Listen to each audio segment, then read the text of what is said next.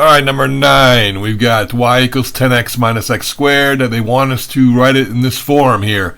It looks kind of like vertex form. So what we're going to do is we're going to write it in vertex form, and then we're going to change it into the way they have theirs.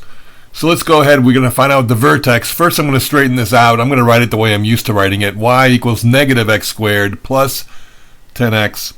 And see, then I'm going to do my x is equal to negative b over 2a, which is going to be negative 10 over negative 2, and the x is going to be 5. And see, now I'm going to do is substitute the 5 in to where all the x's are and find out what y equals, and that's going to be 25. So now I know my vertex, and if I'm going to put it in vertex form, I look over here, a is negative 1, I can just put a negative sign, and then it's going to be parentheses x minus 5 squared plus 25. Now I notice that isn't quite like theirs. They don't have a number at the end, but they put the number in the front. So I put 25 minus x minus 5 squared, and then it looks like theirs, and that's the answer. In part B, they just want to know the vertex. Well, that's awesome because I already figured that out. That's going to be 525. And then this next one, it's a little confusing. They say find the value for x where y is less than or equal to 9. Well, basically, y is equal to 10x minus x squared.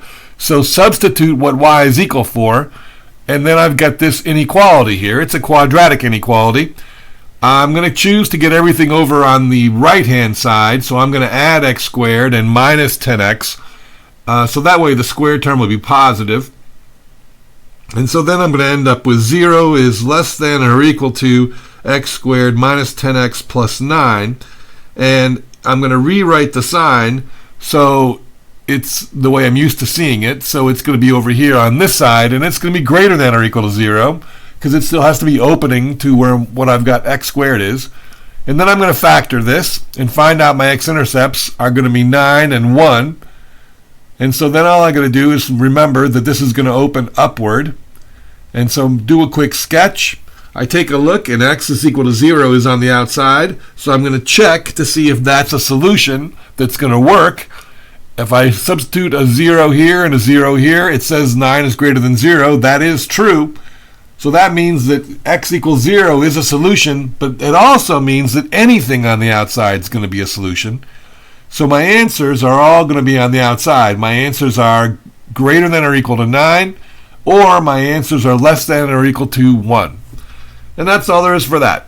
Thanks for watching. Hope that helped.